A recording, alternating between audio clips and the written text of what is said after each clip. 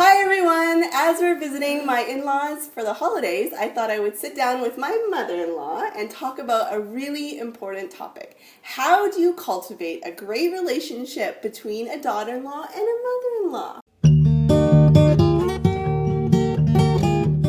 Now I know that this relationship in particular has received a lot of negative attention, from jokes to backhanded comments. It has a bad rep. But we are here to tell you that amazing friendship is possible. It is. And we're going to share a few tips about how we've made it work. To give you a little bit of background history, because I would say it's pretty unique, my husband and I got married when I was 17 and he was 23. And we also got married within 6 months of meeting each other. So basically, my poor mother-in-law inherited another teenage daughter.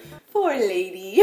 Another unique aspect about our relationship is that we live far apart from each other. She lives on Vancouver Island and I'm in the Vancouver area. So when we do get to spend time together, it's often in large chunks of time. Now, even though this could be a bad thing because you could really get in each other's faces, for us, it's helped us develop a deeper bond. All right, so even though our relationship started on pretty unique circumstances, I think it's safe to say that the process of developing our relationship has been pretty typical. So we're gonna share 4 tips to help you develop a better relationship with your mother or daughter-in-law. Okay, Right. should we do this? We should. Okay, I'll start this off because I'm a little bit more familiar with talking to the camera, which is a kind of a Right. strange experience. This is a first for me. And she's my first guest. And we're so- looking into a little square camera. That's right, it's very weird. Number 1, try to develop a relationship with your mother-in-law independent of your spouse. For us, I think our relationship developed when we started talking on the phone. What do you think? Oh, absolutely. Yes, talking on the Yes. phone was a big one. Yes. Because Yeah. there is no third person, it's just you and, you're just having a chit chat and conversation and it's relaxed. And so I would really recommend that if it's something that's the next step for you. All right, on to my, did I introduce you in the beginning? This is Carol. Carol got my name. Okay, so on to Carol for tip number 2. Tip number 2 I found was to be very open-minded and respectful of our differences. It has made for a lot better relationship between the two of us if you don't come off as really judgmental towards that person and letting them to be able to figure out their way in life. And if they want some advice, they're going to ask you for some advice and then give it. I think that's really, really important in the beginning to having an open relationship. And you've done an awesome job of it. Thank you. My second tip and our third tip would be to look for opportunities to get closer. For me, it was when our first daughter was born. She was a handful, she was a little colicky, and I was really desperate for help, and Carol was there for me. And I think it could have gone both ways. I could have pushed her away and just, wanted to be more independent and do my own thing.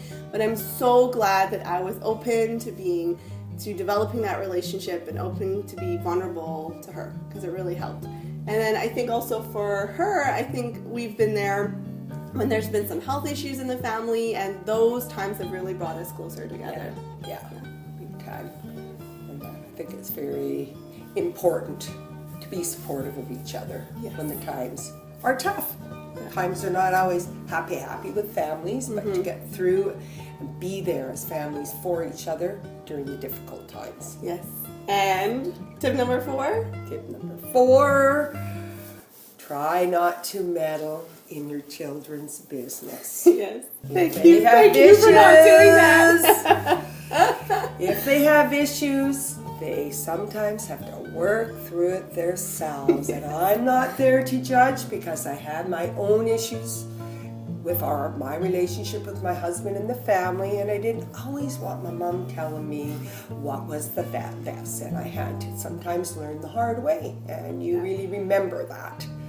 Yeah. And so I really am respectful of my kids to not do that. And we appreciate it so much because we have made so many mistakes, but we got to do them on our own, and then we learn our own lessons, and then when we do learn those lessons, we feel more comfortable coming to our in-laws or coming to my parents, because it's not like the I told you so. Yeah. So Yeah. thank you guys so much for watching.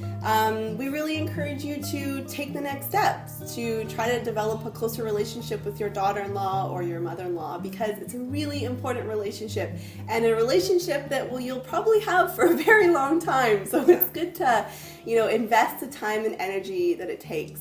A little disclaimer though, my mother-in-law is pretty amazing, so I haven't had to go through a lot of tests and challenges. And I know a lot of people have had a lot of more challenges in this department, but sometimes you can just take little baby steps towards developing a closer relationship, and it will be really great for you guys both. Thank you so much to my mother-in-law, Carol, for coming and joining me in this video. I really, really appreciate you, and I love you so much. I love you too. So blessed to have her in my life. Yeah, I'm glad you're part of the family, and that's how I think of it. You're like my daughter. That's really sweet. So if you like this video, please give it a thumbs up. You can comment. Please let us know what your tips are for developing a closer relationship with your mother-in-law or your daughter-in-law. We'd love to hear from you. So comment, like, share if it's been helpful. And yeah, thank you. Yeah. Bye.